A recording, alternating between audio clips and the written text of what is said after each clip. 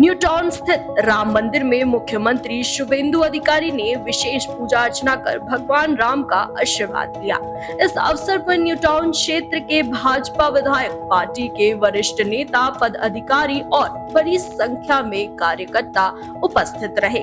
मंदिर परिसर में धार्मिक अनुष्ठान और पूजा कार्यक्रम श्रद्धा एवं भक्ति के माहौल में संपन्न हुआ।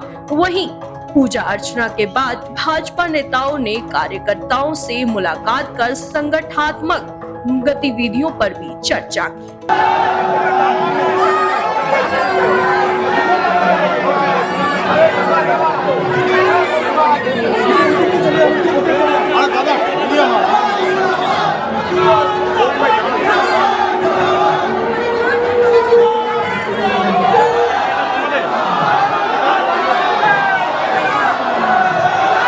পশ্চিমবঙ্গবাসীকে এই গর্বের মুহূর্তে আন্তরিক ধন্যবাদ এবং কৃতজ্ঞতা জানাই এবং আমরা